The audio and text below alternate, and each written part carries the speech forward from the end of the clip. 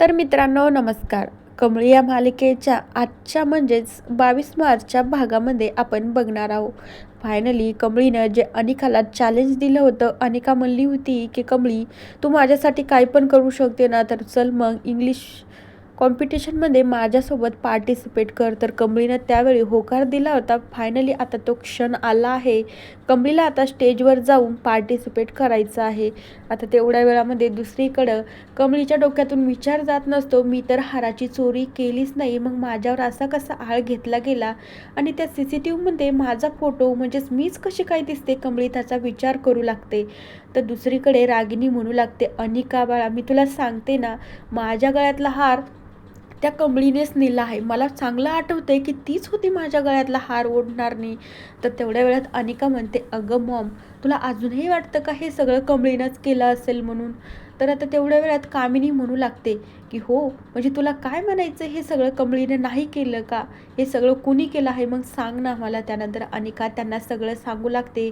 त्या कमळी टमळीला ना माझ्यावर विश्वास बसण्यासाठी आणि घरच्यांचा तिच्यावरचा विश्वास उडण्यासाठी हे सगळं मीच केलं आहे. हे सगळं ना अनिकानेच कमळीचे कपडे कमळीसारख्या वेण्या घालून हे सगळं कमळीनं अनिकानेच केलेलं आहे. तर कमळी विचार करू लागते, हे सगळं मी केलंच नाही, मग असं कसं माझ्यासोबत घडू शकतं. दुसरीकडे कमळी आणि ऋषी कॉलेजमध्ये असतात. तर ऋषी कमळीला काही डाऊट असलेले सॉल्व्ह करून सांगत असतो. तर दुसरीकडे काही मुलं मात्र शंभूची मजाक उडवत असतात. शंभू खाली पडतो, सगळे मुलं त्याला चिडवू लागतात.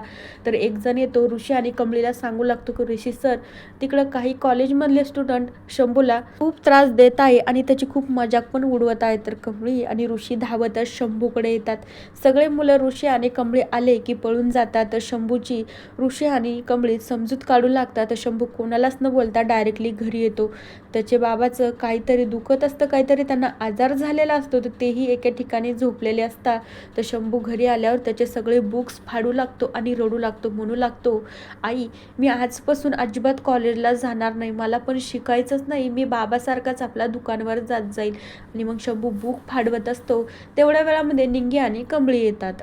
तर आता त्यावेळी शंभू हात जोडून म्हणू लागतो की तुम्ही दोघी जणी ना अजिबात तिकडे येत जाऊ नका आणि ऋषी सरांना पण सांगून टाका, मी उद्यापासून अजिबात कॉलेजला येणार नाही. तर कमळीला धक्का बसतो. कमळी शंभूची समजूत काढू लागते. शंभू तरीही ऐकत नसतो. शंभूची आई सुद्धा रडत असते.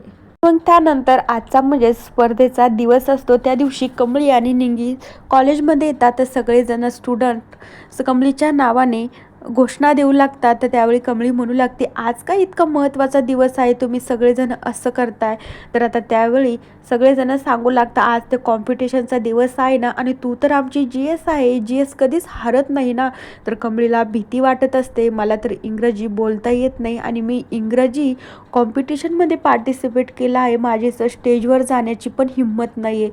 कमळी विचार करू लागते. हे सगळं लाईव्ह जिकडे तिकडे चालू राहतं. गौरी देखील कमळीचा व्हिडिओ बघते. तर गौरी विचार करू लागते, माझ्या कमळीला तर अशी फाडफाड इंग्रजी बोलताच येत नाही, मग माझी कमळी याच्यामध्ये भाग कसा काय घेते मला तर कळत नाहीये. दुसरीकडे अन्नपूर्णा आणि नयनतारा देखील कॉलेजमध्ये आलेले असतात. तर नयनतारा म्हणू लागते, बापरे इतकी सारी गर्दी म्हणल्याच्या नंतर, इतकं चांगलं मोठी कॉम्पिटिशन म्हणल्याच्या नंतर मला तर वाटतंय कमळीनं याच्या बाबतीतनं चांगलीच तयारी केलेली दिसते. तर अन्नपूर्णा काहीच बोलत नाही, ती शांत राहते. दुसरीकडे रागिनी अनिकाला म्हणू लागते की अनिका तू नेमकं केलंय काय, मला ते सगळं सांगणं, मला काहीच कळत नाही. तर अनिका म्हणू लागते, खरं सांगू का मॉम तुला, माझा प्लॅन असा आहे, ही ना हे कॉम्पिटिशन हरणार आहे आणि मला तेच हवं आहे. तर त्यावेळी रागिनी म्हणू लागते, असा तुझा काही प्लॅन आहे का, आत्ताशी मला तो लक्षात आला आहे. तर दुसरीकडे आता शंभू आत्महत्या करायचा निर्णय घेतो. स्वतःचा मोबाईलमध्ये व्हिडिओ रेकॉर्ड करतो. स्वतःशी सांगू लागतो की मित्रांनो, तुम्ही मला माझ्यानं स्वतःच्या अस्तित्वाची जाणीव करून दिली आहे की माझी काहीच लायकी नाही, मला न जगण्याचा अधिकारच नाही, असा शंभू मात्र मोबाईलमध्ये व्हिडिओ काढत असतो. तर दुसरीकडे कमळी म्हणू लागते की ऋषी सर, मला ना खूप भीती वाटत आहे. आता ऋषी म्हणू लागतो की कमळी, मला ना हे तुझं बाकीचं काही ऐकून घ्यायचंच नाही. मला फक्त तुला एकदा सांगायचं आहे, तुला करायचं की नाही हे तुझं आता सगळं काही तू बघून घे. पण मला पक्क माहिती आहे की तू हे करू शकतेस. महाराजांचं नाव घे आणि तू जा. पण तुला आता शंभूला न्याय मिळवून देण्यासाठी हे करावंच लागणार आहे. तर दुसरीकडे शंभू मात्र आत्महत्या करण्याचा प्रयत्न करत असतो. तर शंभू देखील जी काही आत्महत्या करतो ती पण मात्र तो स्वतः लाईव्ह आत्महत्या करत असतो. तर दुसरीकडे आता कमळीचं नाव स्टेजवर अनाउन्समेंट केलेलं असतं. कमळीला आता स्टेजवर जायचं असतं, तर बाकीचे स्टुडंट कमळीच्या नावाने घोषणा देत असतात. तर आता अनिका खूप खुश होते. अनिका म्हणू लागते, अगं मॉम, तुला माहिती का, ती कमळी टमळी हारणारच आहे, मला 100% माहिती आहे. तर आता एक जण येऊन ऋषी आणि कमळीला सांगू लागतो की हे बघा, शंभूनं आत्महत्या करतोय आणि ते पण लाईव्ह चालू आहे. तर आता ऋषी म्हणू लागतो, कमळी, तुला जर आता शंभूला न्याय मिळवून द्यायचा असेल ना, तर तुला स्टेजवर जावंच लागेल आणि तू हे करू शकतेस. तर आता कमळी शंभूला न्याय मिळवून देण्यासाठी स्टेजवर जाते आणि काय तिला जे काही तिचं कॉम्पिटिशन असतं, इंग्रजी तिला बोलायची असते, कमळी ते बोलत असते आणि कमळीच्या हे सगळं बोलताना डोळ्यातून चक्क पाणी येत असतं. तर मित्रांनो, बघूया येणाऱ्या भागात काय होतंय. तोपर्यंत या मालिकेच्या पुढील भागांच्या अपडेट्ससाठी आपल्या चॅनलला सबस्क्राईब करा. So bye.